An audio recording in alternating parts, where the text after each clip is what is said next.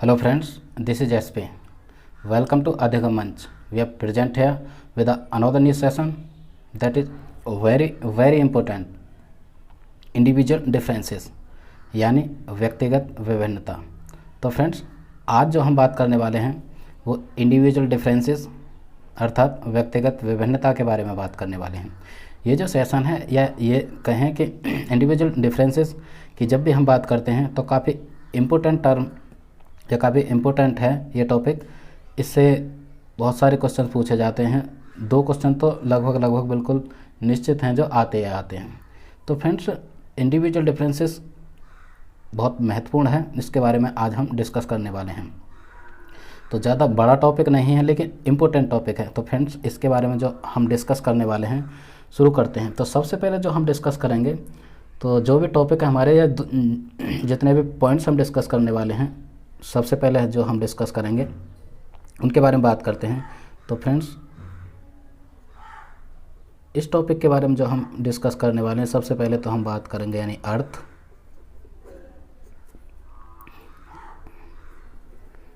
या फिर अवधारणा। तो ये जो कॉन्सेप्ट, ये जो संप्रदाय है यानी इंडिविजुअल डिफरेंसेस, वो क्या है, उसके हम मीनिंग के बारे में बात करेंगे एंड उसका कॉन्सेप्ट क्लियर करने की कोशिश करेंगे। ओके फ्रेंड्स, एंड इसके बाद जो हम बात करने वाले हैं वो बात करेंगे यानी इसकी कुछ इम्पोर्टेंट डेफिनेशंस हैं, उनके ज़रिए यानी इंडिविजुअल डिफरेंसेस या फिर व्यक्तिगत विभिन्नता को समझाने की कोशिश करेंगे। तो दूसरा जो पॉइंट होगा हमारा, जो हम डिस्कस करने वाले हैं, वो होगी परिभाषाएं। कुछ एक महत्वपूर्ण परिभाषाएं, उसके बारे में बात करेंगे।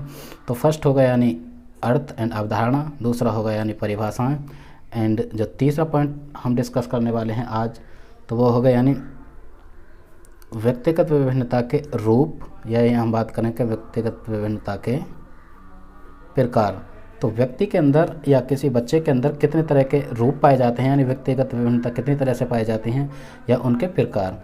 तो फ्रेंड्स, ये रहा तीसरा पॉइंट। यदि हम बात करें चौथा पॉइंट, तो चौथा पॉइंट जो डिस्कस करने वाले हैं वो रहेगा यानी आधार, व्यक्तिगत विभिन्नता के आधार। ठीक है, यानी ये कहें कि एरियाज ऑफ इंडिविजुअल डिफरेंसेस यानी व्यक्तिगत विभिन्नता के क्षेत्र। तो कितने क्षेत्र हैं, कितने क्षेत्रों के आधार पर व्यक्तिगत विभिन्नताएं एक व्यक्ति या एक से ज़्यादा यानी 2 व्यक्तियों के मध्य पाई जाती हैं। तो ये रहे कुछ पॉइंट्स। एंड लास्ट जो हम डिस्कस करने वाले हैं यानी व्यक्तिगत विभिन्नता की जब भी हम बात करते हैं, तो जब भी हमने थ्योरी जब डेवलपमेंट करी हैं यानी विकास के सिद्धांत, तो विकास के सिद्धांत में भी एक थ्योरी आती है यानी individual differences theory, principles of individual differences, जो काफ़ी महत्वपूर्ण है। तो उसके बारे में बात करने वाले हैं। जो शैक्षिक, इसका जो शैक्षिक इंपोर्टेंस है यानी एजुकेशनल इंपोर्टेंस बहुत ज़्यादा है। तो लास्ट जो पॉइंट हम डिस्कस करेंगे इस सेशन में वो रहेगा हमारा यानी शैक्षिक एजुकेशनल इम्प्लीकेशंस, यानी बात करें तो हम शैक्षिक महत्व या शैक्षिक अनुप्रयोग। तो शिक्षा में इसका क्या अनुप्रयोग हो सकता है, क्या इसका महत्व हो सकता है, किस तरह से हम इंडिविजुअल डिफरेंस यानी व्यक्तिगत विभिन्नता को प्रयोग में ला सकते हैं। तो फ्रेंड्स, हमने बात की यानी कुल मिला के 4 पॉइंट्स डिस्कस करने वाले हैं। यानी एक तो अर्थ या अवधारणा हो गई, इसके बाद परिभाषा हो गई, इसके प्रकार या रूप हो गए, इसके बाद क्षेत्र हो गए, इसके बाद शैक्षिक अनुप्रयोग। तो फ्रेंड्स, ये चीज़ हम डिस्कस करेंगे। शुरू करते हैं। तो फ्रेंड्स, जब भी हम ये टर्म यानी कि इंडिविजुअल डिफरेंसेस के संप्रदाय की बात करते हैं, जो ये संप्रदाय है, सबसे पहले इस संप्रदाय की जो बात की है, तो फ्रेंड्स वो जो बात की है यानी 1869 यानी 1869 में इस टर्म, ये जो संप्रदाय है बाहर निकल कर आया। यानी इसकी जो बात की है वो फ्रांसिस गाल्टन ने की है, यानी सर फ्रांसिस गाल्टन। जब भी सर फ्रांसिस गाल्टन का नाम आता है मतलब, तो आपके सामने एक चीज़ बिल्कुल से क्लियर हो जाती है कि सर फ्रांसिस गाल्टन वही सर फ्रांसिस गाल्टन हैं जिन्होंने सर्वप्रथम जो बात की थी। यानी किसकी बात की थी फ्रेंड्स, तो सर्वप्रथम इन्होंने बुद्धि की बात की थी। बुद्धि जो टर्म है सर्वप्रथम इन्होंने उसकी बात की थी यानी इंटेलिजेंस की। तो फ्रेंड्स, बुद्धि के आधार पर ही यानी इन्होंने बुद्धि का जो संभाव्यता वक्र वो दिया था, यानी किस किस तरह से व्यक्तियों में या इंसानों में कुल मिला के ह्यूमन बीइंग में किस तरह से बुद्धि के आधार पर जो इन्होंने वर्गीकरण किया था वो या सामान्य व्यक्ति की बुद्धि लब्धि कितनी होती है, ठीक है, या फिर मंदबुद्धि या फिर प्रतिभाशाली, ये बात की थी। तो फ्रेंड्स जो संप्रत्यय आया वो 1869 यानी 1869 में आया। वो इस संप्रत्यय को जो लेकर आए वो सर फ्रांसिस गाल्टन लेकर आए। तो फ्रेंड्स ये जो बात याद रखने की, यानी व्यक्तिगत विभिन्नता की जो बात की सर्वप्रथम वो फ्रांसिस गाल्टन ने की और 1869। ओके, तो ये रही एक बात। और जब भी ये जो कॉन्सेप्ट है काफ़ी इम्पोर्टेंट है, इसका जो बुद्धि के आधार पर इन्होंने व्यक्तिगत विभिन्नता की बात की। जब भी हम टर्म यानी व्यक्तिगत विभिन्नता की ही बात कर रहे हैं तो उसकी बात करते हैं, तो ये जो टर्म है यानी ये मात्रात्मक है व्यक्तिगत विभिन्नता, यानी क्वांटिटेटिव, या फिर ये कहें कि संख्यात्मक, क्योंकि इसका सीधा सीधा मापन हो सकता है, यानी ये संख्यात्मक है। तो कुल मिला के बात करें ये क्वालिटेटिव यानी गुणात्मक नहीं है, यानी व्यक्तिगत विभिन्नता गुणात्मक नहीं है। हमने बात की यानी ये मात्रात्मक है व्यक्तिगत विभिन्नता। सर फ्रांसिस गाल्टन ने इसके बारे में बात की। तो सर फ्रांसिस गाल्टन की बात करते हैं तो इनकी एक बुक थी जो काफ़ी इम्पोर्टेंट है और कई बार पूछी भी जाती है, यानी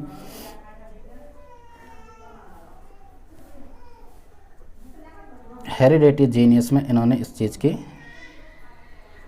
बात की है। जो इनकी बुक है वो काफ़ी इम्पोर्टेंट है, यानी हेरिडेटरी जीनियस, इस बुक में इन्होंने इसकी बात की है। तो फ्रेंड्स ये रही एक बात व्यक्तिगत विभिन्नता। तो हमने जो टर्म की बात की, यानी सबसे पहले इसका जो टर्म लेकर आए सर फ्रांसिस गाल्टन लेकर आए। एंड तो फ्रेंड्स अब हम बात करते हैं यानी व्हाट इज इंडिविजुअल डिफरेंसेस। जो टर्म व्यक्तिगत विभिन्नता है आखिर वो है क्या। हम ये रही एक थोड़ा सा हिस्टोरिकल नॉलेज हो गई, यानी हिस्ट्री के बारे में। अब हम बात करते हैं यानी व्यक्तिगत विभिन्नता आखिर है क्या। तो जब भी हम इंडिविजुअल डिफरेंसेस यानी व्यक्तिगत विभिन्नता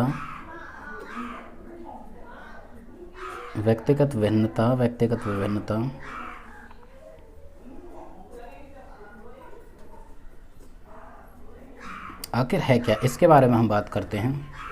क्यों हम इस टर्म यानी व्यक्तिगत विभिन्नता पर ज़्यादा इम्पोर्टेंट देते हैं, ज़्यादा जोर देते हैं, तो आखिर है क्या उसके बारे में बात करते हैं। तो फ्रेंड्स जब भी हम व्यक्तित्व निर्धारण की बात करते हैं तो फ्रेंड्स यहाँ पे ये इम्पोर्टेंट चीज़ हो जाती है कि जब भी हम व्यक्तित्व निर्धारण की बात करते हैं, यानी किसी भी व्यक्ति किसी भी इंसान की पर्सनैलिटी निर्धारण की बात करते हैं, उसका व्यक्तित्व किन चीज़ों से निर्धारित होता है,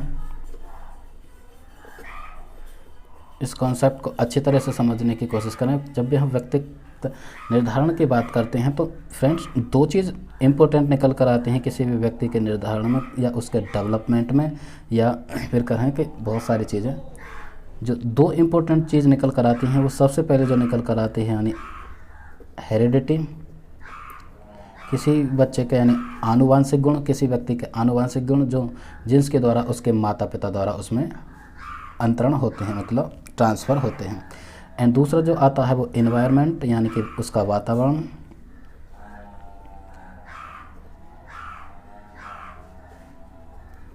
दूसरा जो हो गया उसका एनवायरनमेंट। तो फ्रेंड्स व्यक्ति का निर्धारण उसकी हेरिडिटी और उसका एनवायरनमेंट करते हैं। अब हेरिडिटी के बहुत सारे पक्ष हैं और एनवायरनमेंट के भी, तो उसे हम डीपली डिस्कस करते हैं। इससे ये चीज़ क्लियर होगी कि आखिर व्यक्तिगत विभिन्नता क्या है और क्यों व्यक्तियों में पाई जाती है। तो किसी व्यक्ति का जो निर्धारण है या उसकी विशेषता, उसके जो गुण हैं वो उसकी यानी हेरिडिटी और एनवायरनमेंट निर्धारित करते हैं। तो फ्रेंड्स यहाँ पे देख लेते हैं। तो हमने जो बात की यहाँ पे दोबारा से देखते हैं, दो चीज़ आती हैं, यानी एक हो गई हेरिडिटी,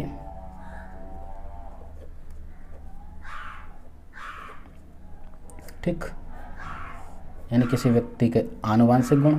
यदि हम दूसरे की बात करें तो दूसरा हो गया उसका एनवायरनमेंट, यानी उसका वातावरण।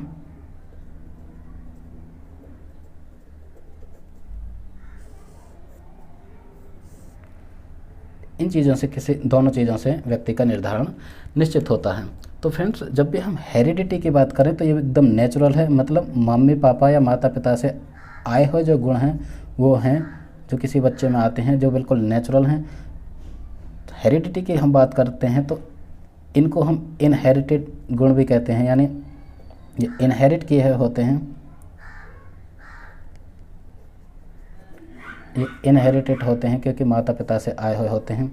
यदि हम इन्वायरमेंट की बात करें तो ये अर्जित गुण होते हैं क्योंकि समाज, सोसाइटी या कल्चर यानी वातावरण में आने के बाद बच्चा इन्हें अर्जित करता है, या बात करें तो ये एक्वायर करता है।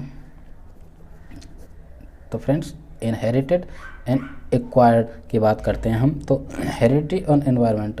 तो फ्रेंड्स, हेरिडिटी यानी बच्चे के जो आनुवंशिक गुण होते हैं उनके द्वारा व्यक्ति का निर्धारण होता है। यदि हम हेरिडिटी में बात करें तो हेरिडिटी में जो कुछ विशेषताएं हैं वो हैं, किसी भी व्यक्ति, किसी भी बच्चे की वो होगी फिजिकल यानी कि शारीरिक जो डेवलपमेंट हो गया, शारीरिक गुण हो गए, शारीरिक विशेषताएं हो गई, वो हो गई। एंड यदि हम बात करें तो उसकी मेंटल एबिलिटी भी बहुत हद तक हेरिडिटी पर निर्भर करती है, यानी वो मानसिकता, एक बुद्धि अपने यानी हेरिडिटी के साथ लेकर आता है जो नेचुरल होती है। और हम बात करें किसी भी बच्चे, किसी भी व्यक्ति का यानी टेम्परामेंट, टेम्परामेंट मतलब उसका मिजाज। तो फ्रेंड्स, उसका टेम्परामेंट हो गया। तो ये 2 से 3 चीज़ हो गई जो बच्चे की हेरिडिटी द्वारा निर्धारित होती हैं। यदि हम बात करें यहाँ पे इन्वायरमेंट, तो फ्रेंड्स इधर दिखाई नहीं दे रहा है, यहाँ पे हम देखते हैं। यदि हम इन्वायरमेंट की बात करते हैं तो इन्वायरमेंट में हो गया यानी सोशल यानी सामाजिक क्षेत्र उसका, या सामाजिक पक्ष की बात कर सकते हैं हम, ठीक, या फिर उसका कल्चरल विशेषताएं, ओके। और हम बात करते हैं तो उसका यानी इमोशन हो गया, उसके संवेगात्मक पक्ष हो गए, ठीक है। तो ये जो कुछ पक्ष हैं जो जुड़े हुए हैं इन्वायरमेंट से, तो इन गुणों के आधार पर व्यक्ति में अलग अलग गुण पाए जाते हैं, मतलब अंतर पाया जाता है। एक व्यक्ति के ही गुणों की बात करें तो वो उसका फिजिकल डेवलपमेंट अलग है, तो उसका मेंटल डेवलपमेंट में विभिन्नता पाई जाएगी, उसका मिजाज यानी टेम्परामेंट में अंतर पाया जाएगा, ठीक है। तो सोशल डेवलपमेंट के भी बहुत सारे पक्ष हैं, और कल्चरल डेवलपमेंट मतलब किस तरह से वो चीज़ें एक्वायर करता है। यानी 2 बच्चे की यदि हम बात करते हैं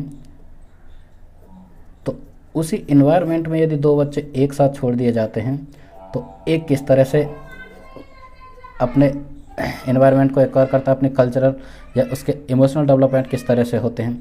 तो फ्रेंड्स, 2 व्यक्तियों में या एक ही व्यक्ति में उसके जो विशेषताएं या गुण हैं उनमें जो अंतर पाया जाता है वो ही व्यक्तिगत विभिन्नता है, ठीक है फ्रेंड्स। तो उन्हीं को हम इंडिविजुअल डिफरेंसेस कहते हैं कि 2 प्राणी, उनके गुणों, उनके विशेषता, चाहे वो कई तरह की विशेषता हो, चाहे वो सोशल हो, कल्चरल हो, इमोशनल हो, फिजिकल हो, मेंटल या टेम्परामेंटल, वो कभी भी एक नहीं हो सकती। चाहे हम जुड़वा बच्चे की बात क्या ना कर दें, सगे भाई या जो जुड़वा होते हैं, ट्विंस एक साथ ही पैदा होते हैं, वो उनका जो सेक्स भी एक हो सकता है, उसकी बॉडी स्ट्रक्चर एक हो सकती है, बालों, आँखों का कलर एक हो सकता है, लेकिन फिर भी कुछ विशेषताएं ऐसी बहुत सारी रह सकती हैं जो डिफरेंस होंगी। तो उन्हीं के आधार पर या उन्हीं को हम इंडिविजुअल डिफरेंसेस यानी व्यक्ति के अंतर, जो अंतर पाया जाता है व्यक्ति के अंदर, उसी को हम व्यक्तिगत विभिन्नता कहते हैं। तो फ्रेंड्स, क्लियर हुआ होगा कि व्यक्तिगत विभिन्नता क्या है। ये रही बात व्यक्तिगत विभिन्नता की, हमने जो बात की तो ये व्यक्तिगत विभिन्नता हो गई, ठीक है। और क्लियर करते हैं फ्रेंड्स इसको, नेक्स्ट क्लियर करते हैं यानी व्यक्तिगत विभिन्नता। तो ये जो हमने निर्धारण बताया यानी व्यक्ति के अंदर इस तरह की विशेषता और इस तरह के गुण पाए जाते हैं। तो अब हम जब बात करने वाले हैं, यानी मान लीजिए ये कोई एक बच्चा है, ठीक, ये कोई एक बच्चा है या प्राणी है, व्यक्ति है। तो फ्रेंड्स, इसकी जो बहुत सारी विशेषताएं होंगी, बहुत सारे गुण होंगे जो अभी हमने बताया, यानी वो इनहेरिटेड हो सकते हैं या एक्वायर्ड, यानी जो उसकी आनुवंशिकता से मिले हैं वो, और या उसने एक्वायर किए हैं यानी पर्यावरण में आने के बाद या वातावरण में आने के बाद। तो उसके जो गुण हो गए, उसके जो गुणों की जब भी हम बात करते हैं तो उसके शारीरिक गुण हो गए यानी फिजिकल क्वालिटीज़ हो गई, एंड मानसिक गुण हो गए, ठीक है। मानसिक को हम यानी कॉग्निटिव या बौद्धिक भी कहते हैं फ्रेंड्स, जो एक ही बात है। एंड बात करें तो उसके सामाजिक विशेषताएं हो गई, क्योंकि समाज में जाने के बाद वो किस तरह से अडॉप्ट करता है, किस तरह से सामाजिकता एक्वायर करता है, एंड उसके संवेगात्मक विकास होगा या उसके संवेग हो गए या भावात्मक विकास। तो फ्रेंड्स, ये कुछ जो विशेषताएं या गुण हैं जो बच्चे के अंदर पाए जाते हैं, वो इनहेरिटेड हों या एक्वायर हों। तो ये जो विशेषता हो गई फ्रेंड्स, ये किसी एक व्यक्ति की विशेषता है, ठीक है, या एक से अधिक यानी दो व्यक्तियों की विशेषता है। यदि हम तुलनात्मक अंतर करते हैं, ठीक है, यदि हम तुलना करते हैं तो कभी भी सेम नहीं हो सकते। हम बात करते हैं यानी एक व्यक्ति की, तो उसका फिजिकल डेवलपमेंट अलग तरीके से हो रहा है, तो ज़रूरी नहीं उसका मानसिक डेवलपमेंट उसके फिजिकल डेवलपमेंट के अकॉर्डिंग हुआ हो, या उसका सामाजिक डेवलपमेंट उसके मानसिक डेवलपमेंट के अकॉर्डिंग हुआ हो। तो एक व्यक्ति की जब भी हम बात करते हैं तो उसकी विशेषताओं या गुणों में जो पाए जाने वाला अंतर है वही उसका व्यक्तिगत विभिन्नता है, वही व्यक्तिगत अंतर है, या ये करें इंडिविजुअल वेरिएशन है, ठीक है। यदि दो व्यक्तियों की बात करें, दो व्यक्तियों के यदि हम फिजिकल डेवलपमेंट की तुलना करते हैं तो उन दोनों में यानी बॉडी स्ट्रक्चर हो, बालों का कलर हो, ठीक है, वो सभी में अंतर पाया जाता है। यदि हम मानसिक यानी बौद्धिक विकास की बात करें तो भी उसमें अंतर पाया जाता है, या सामाजिक विकास की बात करें तो भी अंतर पाया जाता है, या संवेगात्मक पक्ष की बात करें तो अंतर पाया जाता है। तो कुल मिला के एक या एक से अधिक व्यक्तियों के गुणों, उनकी विशेषताओं में जो डिफरेंस, जो अंतर पाया जाता है, उसी को हम इंडिविजुअल डिफरेंसेस कहते हैं। तो फ्रेंड्स, ये जो कॉन्सेप्ट, ये इंडिविजुअल डिफरेंस के जो संप्रत्यय बिल्कुल क्लियर हुआ होगा, ठीक है। ये सबसे आसान भाषा में मैंने क्लियर कराने की कोशिश की, आई होप ये बिल्कुल क्लियर हुआ होगा, ठीक है। तो ये रही एक बात, यानी व्यक्तित्व भिन्नता आखिर है क्या। तो फ्रेंड्स, अभी तक हम दो चीज़ डिस्कस कर चुके हैं, मतलब उसकी अर्थ और अवधारणा हो गई, एंड उसका जो संप्रत्यय कहाँ से आया है, ठीक है। अब हम बात करते हैं, यानी कुछ एक दो परिभाषाओं के थ्रू हम समझने की कोशिश करते हैं, और क्लियर होगा कि क्योंकि बहुत सारे जो साइकोलॉजिस्ट या मनोवैज्ञानिक हैं उन्होंने इंडिविजुअल डिफरेंसेस को किस तरह से देखा है। तो यानी अब हम जब बात करते हैं, यानी कुछ एक दो परिभाषाओं के बारे में बात कर लेते हैं। जो इंडिविजुअल डिफरेंसेस यानी व्यक्तिगत विभिन्नता की कुछ परिभाषाएं जो काफ़ी इम्पोर्टेंट हो जाती हैं, उनके थ्रू और क्लियर हो पाएगा कि। तो सबसे पहले जो हम बात करते हैं फ्रेंड्स, वो B.F. स्किनर महोदय की एक परिभाषा है।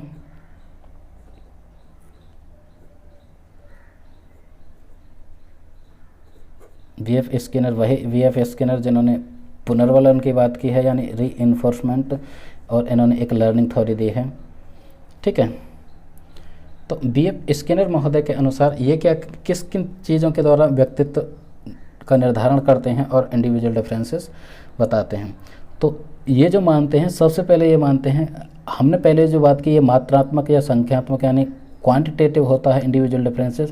तो ये जो बात करते हैं, तो इन्होंने कहा है यानी मापन किए जाने वाला, B.F. स्किनर के अकॉर्डिंग मापन किया जाने वाला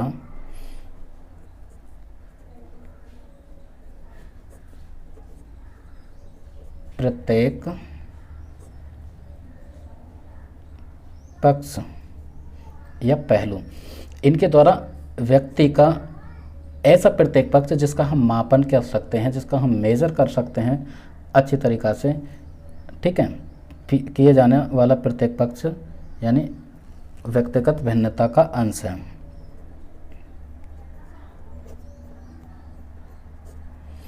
व्यक्तिगत भिन्नता या विभिन्नता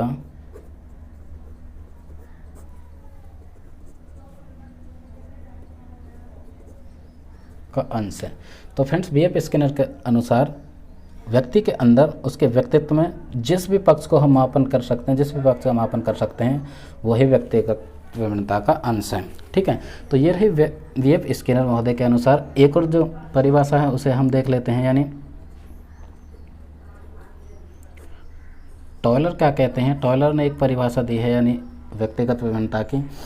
तो ये जो मानते हैं, इनका कहना है कि किसी भी व्यक्ति में यानी उसके शरीर का रंग, ठीक है, किसी व्यक्ति के शरीर का रंग, शरीर का रूप, शरीर का आकार यानी कि बॉडी स्ट्रक्चर,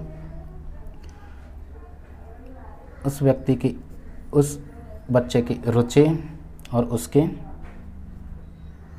जो भी उपलब्धि है, ठीक है फ्रेंड्स।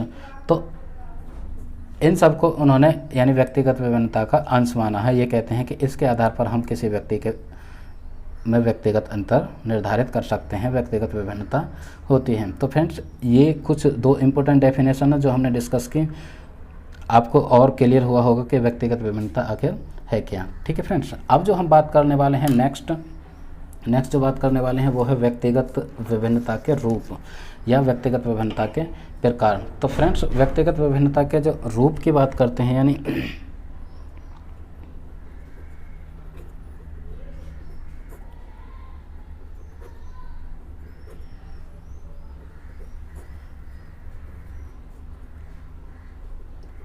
व्यक्तिगत विभिन्नता के रूप या व्यक्तिगत विभिन्नता के प्रकार। तो फ्रेंड्स व्यक्तिगत विभिन्नता के सिर्फ 2 रूप पाए जाते हैं, ठीक है, या ये कहें कि 2 प्रकार पाए जाते हैं। फ्रेंड्स एक और चीज़ मैं बता देना यहाँ पे चाहूँगा या ऐड करना चाहूँगा कि ये जो टॉपिक है यानी इंडिविजुअल डिफरेंसेस काफ़ी इंपॉर्टेंट है। हम जो ये सीरीज कर रहे हैं यानी स्पेशली सीटेट के लिए कर रहे हैं, लेकिन ये जो टॉपिक्स हैं हमारे इक्वली सभी एग्ज़ाम्स के लिए इम्पोर्टेंट है, सभी टीचिंग एग्ज़ाम्स के लिए, चाहे वो यूपी टेट हो, ठीक है, चाहे यूपी सुपर टेट हो, चाहे एमपी टेट हो, चाहे रीट हो, चाहे बिहार स्टेट टेट जो होता है वो हो, चाहे हरियाणा का टेट हो।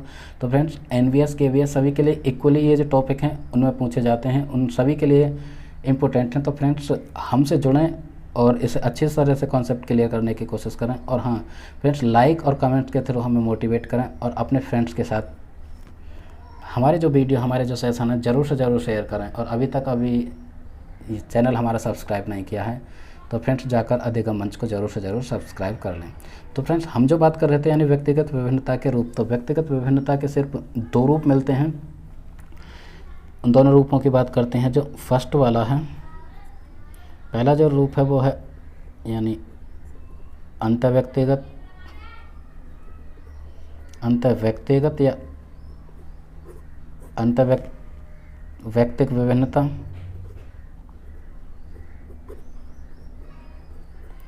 ओके फ्रेंड्स, यानी अंतःव्यक्तिक विभिन्नता पहला हो गया अंतःव्यक्तिक विभिन्नता। अंतःव्यक्तिक विभिन्नता की यदि हम बात करें तो इसे बोलते हैं फ्रेंड्स यानी इंट्रापर्सनल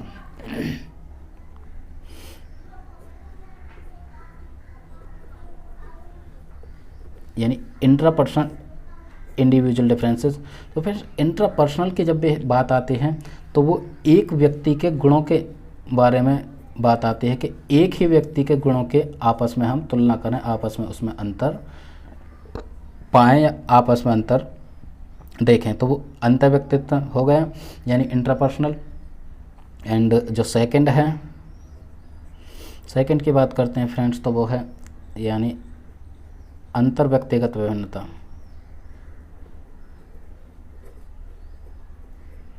अंतर्व्यक्तिगत भिन्नता या विभिन्नता। तो अंतरपर्सनल का मतलब हो, इंग्लिश में यदि इसका नाम की बात करें तो यहाँ पे दिखाई नहीं दे रहा, यहाँ लिख लेते हैं, वो होता है फ्रेंड्स यानी इंटरपर्सनल।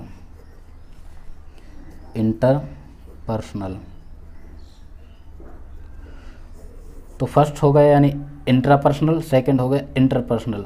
हमने जो बात की अंतःव्यक्तिगत विभिन्नता यानी इंट्रापर्सनल में एक व्यक्ति के ही गुणों की आपस में तुलना होती है, उनमें अंतर ढूंढा जाता है। यदि हम बात करें यानी अंतर्व्यक्तिगत विभिन्नता यानी इंटरपर्सनल, तो इंटरपर्सनल में मतलब 2 व्यक्तियों की तुलना हम कर रहे होते हैं, 2 व्यक्ति के बीच जो अंतर होता है उनके व्यक्तिगत विभिन्नता क्या होती है, उनमें कौन कौन से गुण हैं जो अलग होते हैं, या ये कहें कि प्रत्येक गुण बिल्कुल भी सेम नहीं हो सकते, एक जैसे नहीं हो सकते। तो ये रही बात, इसे हम क्लियर करने की कोशिश करते हैं। तो फ्रेंड्स बात करते हैं यहाँ पे अंतपर्सनल। तो फ्रेंड्स अंतपर्सनल यानी अंतर्व्यक्तिगत विभिन्नता। इंट्रापर्सनल की बात करते हैं तो हम बात करते हैं यानी कि ये एक कोई व्यक्ति है, ठीक, तो उस व्यक्ति के अंतर्गत यानी उस व्यक्ति में बहुत सारे गुण होंगे, ठीक है, उसका सामाजिक गुण, ठीक, उसका मानसिक गुण,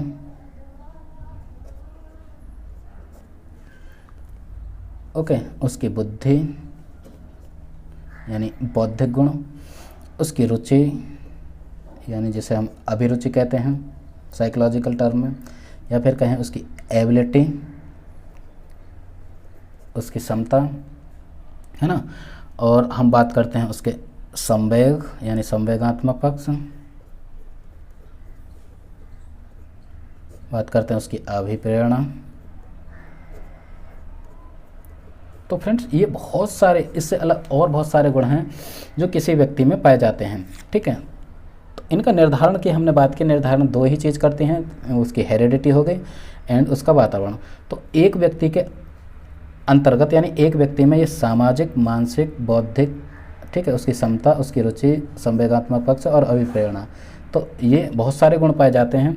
तो फ्रेंड्स इन विशेषताओं, इन गुणों के बीच जो इनके मध्य जो अंतर होता है वही एक व्यक्ति के यानी व्यक्तिगत अंतर पाया जाता है। अब हम बात करें कि किसी बच्चे का सामाजिक, किसी व्यक्ति का सामाजिक विकास उचित तरीके से हो रहा है, बेहतरीन तरीके से, जिसे हम कहें कि समाज के साथ अच्छे तरह से एडप्टेशन या समायोजन कर रहा है, लेकिन हम पा रहे हैं कि उसकी जो एबिलिटी है वो बहुत कमज़ोर सी पड़ रहे हैं। तो सामाजिक मतलब सामाजिक एडप्टेशन के साथ उसकी जो एबिलिटी है वो अच्छी तरह से काम नहीं कर रही है, कम पड़ रही है, उसका संवेगात्मक विकास कम हो रहा है। सामाजिक विकास कम हो रहा है तो संवेगात्मक विकास अच्छा हो रहा है, या संवेगात्मक विकास अच्छा हो रहा है तो सामाजिक विकास कम हो रहा है, या उसकी अभिप्रेरणा कम काम कर रही है। तो कुल मिला के एक व्यक्ति या एक बच्चे के अंतर ही पाए जाने वाले जो उसके विशेषताओं, उसके गुणों में जो पाए जाने वाला अंतर है वही उसका व्यक्तिगत विभिन्नता हो गई। तो इसको जो नाम दिया है वो हो गया यानी अंतर व्यक्तिगत विभिन्नता, यानी इंट्रापर्सनल इंडिविजुअल डिफरेंसेस, ठीक है फ्रेंड्स। अब हम जो बात करते हैं यानी हम दो बच्चों की बात करते हैं, कोई भी दो बच्चे हैं, कोई भी दो व्यक्ति हैं, या ये कह सकते हैं कि दो व्यक्ति बिल्कुल सेम एज के, या ये कहें दो बच्चे हैं जो बिल्कुल सेम हैं, ठीक, एक ही दिन उनका जन्म हुआ है। सिर्फ एग्जाम्पल के लिए ले रहे हैं, ऐसा नहीं है, लेकिन हम फ़र्क बताने की कोशिश कर रहे हैं यहाँ पे कि दो व्यक्ति हैं, दो बच्चे, उनका जन्म एक साथ हुआ, उसे हमने एक ही एटमॉस्फेयर में छोड़ दिया, उसके पेरेंट्स अलग हो सकते हैं, ठीक है। तो दो बच्चों के अंतर, अभी जो हमने विशेषताओं की बात की, उनकी सामाजिक विशेषताएं, उनकी मानसिक विशेषताएं, ठीक है, उनकी बौद्धिक विशेषताएं, रुचि, क्षमताएं, ठीक है। जब हम दो व्यक्तियों के, दो बच्चों के बीच में तुलनात्मक अध्ययन करते हैं, ठीक है, हम तुलना करते हैं उसकी बुद्धि के बारे में, तो उसकी बुद्धि, इस बच्चे का बौद्धिक विकास अलग तरीके से हो रहा होता है, मतलब बौद्धिक क्षमता, बुद्धि लब्धि अलग होगी, इसकी थोड़ी अलग होगी, या सेम हो सकती है। मान के चलो उनकी बौद्धिक क्षमता सेम है, अभिप्रेरणा सेम है, तो जरूर नहीं हो कि उसका संवेगात्मक पक्ष सेम हो, या जरूर नहीं उसका सामाजिक पक्ष सेम हो, या जरूर नहीं उसकी बुद्धि सेम हो। तो फ्रेंड्स बहुत सारी क्वालिटी हो सकती हैं कि सेम हो, लेकिन बहुत जगह उनमें अंतर या डिफरेंसेस पाया जाएगा, उसी को हम इंडिविजुअल डिफरेंसेस कहते हैं, जो उसका नाम दिया है यानी अंतर व्यक्तिगत विभिन्नता, यानी इंटरपर्सनल इंडिविजुअल डिफरेंसेस। तो इंडिविजुअल डिफरेंसेस के दो रूप होते हैं या दो प्रकार होते हैं जो हमने बात की। हम यहाँ पे बात करते हैं, चाहे दो सगे भाई क्यों ना हो, ठीक है, उनके जो, उनमें भी इंडिविजुअल डिफरेंसेस हो सकते हैं, या ये कहें तो ट्विंस, दो जुड़वा भाई क्यों ना हो, ठीक है, उनमें भी बिल्कुल इंडिविजुअल डिफरेंसेस पाया जाता है। बहुत सारी चीज़ें, लगभग बहुत सारी चीज़ें, या ये कहें कि सभी चीज़ें उनमें सेम हैं, लेकिन कुछ चीज़ें अलग से होंगे जिनमें डिफरेंस होगा, तो इसी को इंडिविजुअल डिफरेंसेस, या ये कहें अंतर व्यक्तिगत विभिन्नता, इंटरपर्सनल इंडिविजुअल डिफरेंसेस कहते हैं। तो फ्रेंड्स ये रही एक बात। अब हम बात करते हैं यानी नेक्स्ट, तो नेक्स्ट जो पॉइंट जो है हमारा उसे डिस्कस करेंगे फ्रेंड्स। आई होप ये जो चीज़ें हम क्लियर करने की कोशिश कर रहे हैं आपको समझ आ रहे होंगे। एंड अब बात करते हैं यानी areas of individual differences.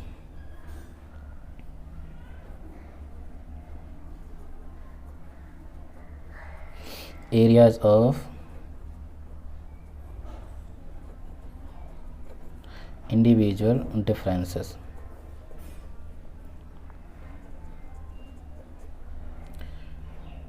Areas की बात करते हैं कुल मिला के, यानी क्षेत्र की हम बात कर रहे हैं कि ऐसे कौन कौन से क्षेत्र हैं जिनके आधार पर, या ठीक है, हम इंडिविजुअल डिफरेंसेस यानी व्यक्तिगत विभिन्नता का निर्धारण करते हैं।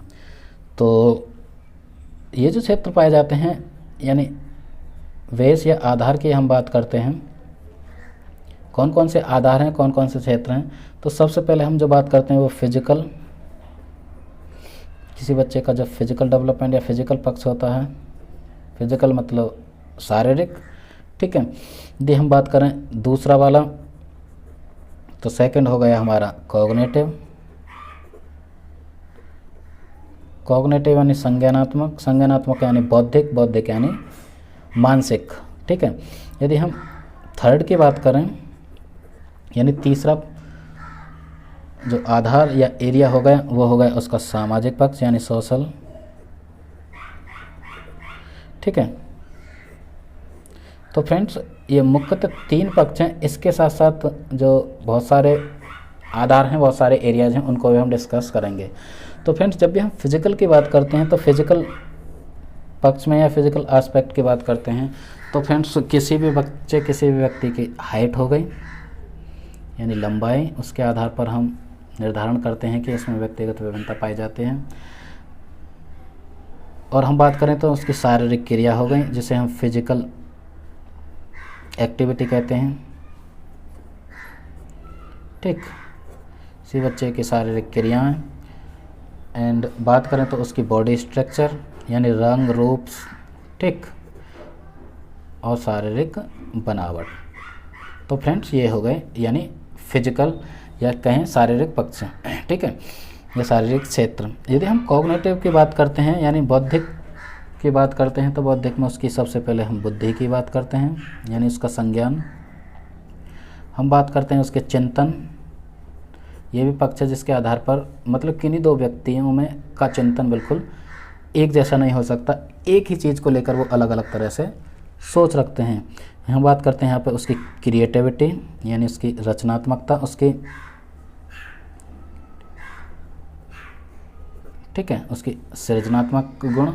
या फिर बात करें हम उसका यानी एजुकेशनल अचीवमेंट, ठीक है, यानी उसकी शैक्षिक उपलब्धि। ये उसके कॉग्निशन, उसकी बुद्धि, उसके मानसिक विकास से जुड़े हुए होते हैं। तो फ्रेंड्स ये रहे उसके क्षेत्र, यानी इन क्षेत्रों के आधार पर हम किसी भी व्यक्ति या किसी भी 2 व्यक्तियों के मध्य इंडिविजुअल डिफरेंसेस को पाते हैं। हम बात करते हैं यानी सोशल, सामाजिक की बात करते हैं तो फ्रेंड्स सामाजिक में हम बात करते हैं तो उसका मॉरल हो गया यानी मॉरल डेवलपमेंट, उसका नैतिक विकास। किन्हीं 2 बच्चों का नैतिक विकास एक ही समाज में या एक साथ रहने पर भी अलग अलग हो सकता है और होता भी है, कई बार देखा गया है। यदि हम बात करें यानी इमोशनल यानी संवेदनात्मक, पीछे भी हम ये चीज़ डिस्कस कर चुके हैं। एंड हम बात करें उसकी रुचि, उसकी अभिप्रेरणा, ठीक है। तो फ्रेंड्स मुख्यतः जो 3 पक्ष हो गए इसके आधार पर हम, या क्षेत्र हो गए इसके आधार पर हम व्यक्तियों में इंडिविजुअल डिफरेंसेस का निर्धारण करते हैं, ये अलग अलग पाए जाते हैं। अब इसके बाद हम नेक्स्ट और जो बात कर लेते हैं यानी हम जो सेक्स की बात करते हैं यानी सेक्स मतलब यहाँ पे लिंग, लिंग निर्धारण के आधार पर भी डिफरेंस पाया जाता है यानी हम इंडिविजुअल डिफरेंसेस करते हैं। लिंग के आधार पर यदि हम बात करते हैं तो फ्रेंड्स यानी एक लड़की और लड़का में भी उनके यानी बहुत सारे डिफरेंसेस, अंतर पाए जाते हैं।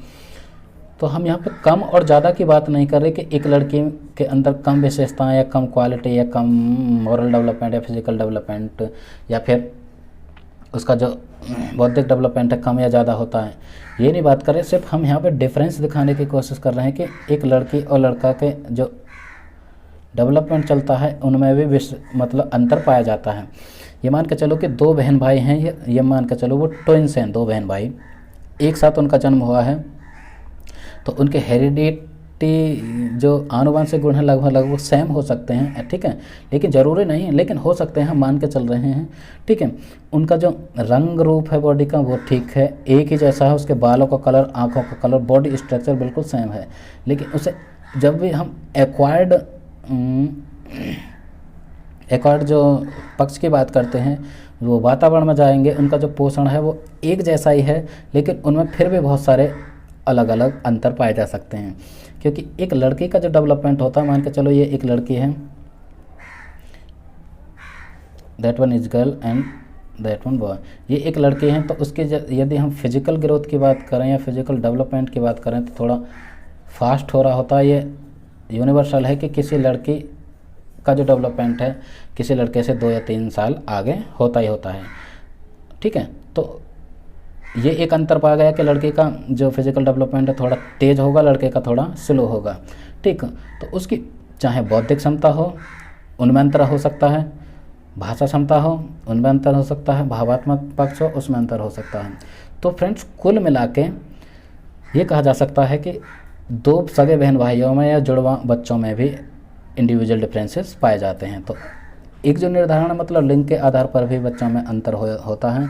और नेक्स्ट हम बात करते हैं यानी उसकी कल्चर, उसकी संस्कृति, किसी भी व्यक्ति विशेष की संस्कृति उसे बहुत ज़्यादा इफ़ेक्ट प्रभावित करती है, उसकी संस्कृति के आधार पर भी इंडिविजुअल डिफरेंसेस पाए जाते हैं। हम यहाँ पे बात करते हैं कि कोई बच्चा का जन्म इंडिया में हुआ है और किसी का यूएसए यानी अमेरिका में हुआ है, तो वहाँ की संस्कृति, वहाँ की कल्चर, उन दोनों बच्चों में बहुत सारे अंतर पाए जाते हैं, क्योंकि वहाँ की कल्चर अलग तरह से काम करती है, वहाँ की संस्कृति का जो फ़र्क पड़ेगा, ये जो पोषण मिलेगा उसे अलग तरह से मिलेगा। ठीक है, पोषण की बात हम यहाँ पे एनवायरनमेंट के संबंध में करते हैं, वातावरण के संबंध में, तो फ्रेंड्स उन दोनों में अंतर पाया जाएगा। तो उनकी संस्कृति भी अफेक्ट करती है, इसके आधार पर हम इंडिविजुअल डिफरेंसेस पाते हैं। अब हम बात करते हैं उसकी किसी भी व्यक्ति की कम्युनिटी यानी समुदाय, तो कम्युनिटी का भी फ़र्क पड़ता है, कम्युनिटी प्रभावित करती है। एक कम्युनिटी भी पक्ष है जिसके आधार पर बच्चों में अंतर पाया जाता है उनके मानसिक, बौद्धिक, सांवेगिक आदि सभी में। तो किस कम्युनिटी में, यानी कोई बात करते हैं जैसे अच्छी कम्युनिटी की बात, अच्छी बुरी से मतलब यहाँ पे लग्जरी से संबंधित है, किसी के पास ज़्यादा यानी कि ज़्यादा फैसिलिटी अवेलेबल हैं तो उसके बच्चे का में मानसिक विकास अच्छा हो सकता है, फिजिकल ग्रोथ अच्छी हो सकती है, या कम फैसिलिटी हैं तो कम हो सकता है। तो इस तरह से उन दोनों के बीच अंतर हो गया।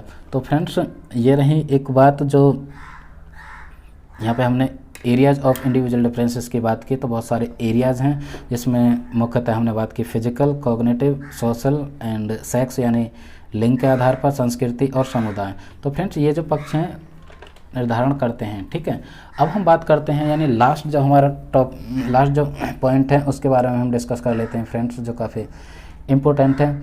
जब भी हम principles of individual differences, principles of development की बात करते हैं यानी विकास के सिद्धांत, तो उसमें भी हमने इंडिविजुअल डिफरेंसेस को अच्छी तरह से डिस्कस किया हुआ है।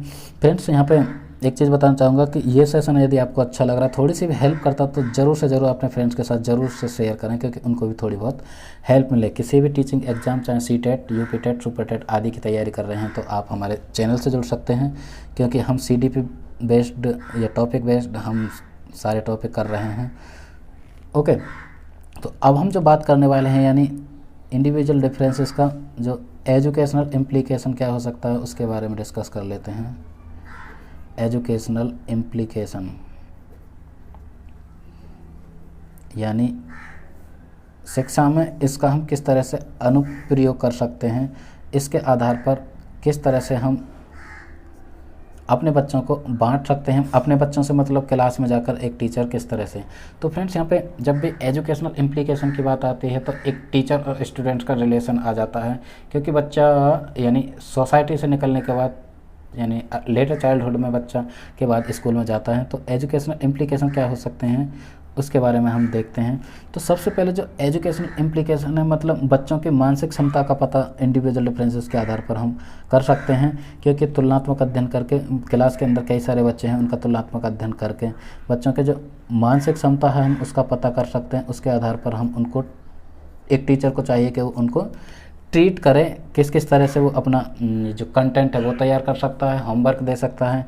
ठीक है, उसके बाद इंडिविजुअल डिफरेंसेस के आधार पर बच्चे का इंटरेस्ट किस चीज़ में है, किस सब्जेक्ट, किस पाठ्यक्रम आदि में है, उसकी जो क्षमता, उसकी एबिलिटी कितनी है, बच्चे के अंदर जो पोटेंशियल है वो कितना है। ठीक है, उसका पोटेंशियल पता करके एक टीचर मतलब अपने जो शिक्षण है या टीचिंग है उसमें सुधार कर सकता है, और उन्हीं के आधार पर यानी इंडिविजुअल डिफरेंसेस के आधार पर जो टीचर है वो उनके जो शिक्षण विधि हैं उनका निर्धारण कर सकता है। तो फ्रेंड्स ये रही एक बात। यदि हम और बात करते हैं तो उनका पाठ्यक्रम निर्धारण कर सकता है यानी करिकुलम निर्धारण। ठीक है, तो चाइल्ड सेंटर्ड एजुकेशन की जब भी हम बात करते हैं तो एजुकेशन यानी इंडिविजुअल डिफरेंसेस काफ़ी इंपॉर्टेंट हो जाता है, क्योंकि बच्चे को एक्सप्लोर करने और बच्चे पर आधारित शिक्षा की हम बात करते हैं तो ठीक है, जो व्यक्तिगत विभिन्नता है वो काफ़ी इंपॉर्टेंट हो जाती है। तो हमने बात की यानी मानसिक पक्ष का पता पड़ सकता है कि बच्चे के अंदर बच्चे की रुचि क्या है, अभिरुचि क्या है, उसकी अभिप्रेरणा क्या है या उसका पोटेंशियल कितना है, पाठ्यक्रम निर्धारण हो सकता है। एंड उसके साथ साथ हम बच्चे का होमवर्क का निर्धारण कर सकते हैं। ज़रूरी नहीं कि क्लास में सारे बच्चों को एक जैसा सेम होमवर्क दिया जाए, क्योंकि कुछ बच्चे उस होमवर्क को अच्छी तरह से कर भी सकते हैं, नहीं कर सकते, तो क्योंकि उसका पोटेंशियल, उसकी रुचि, उसका इंटरेस्ट या उसका बौद्धिक लेवल कितना है उसके बारे में पता करके हम अलग अलग भी होमवर्क का निर्धारण कर सकते हैं।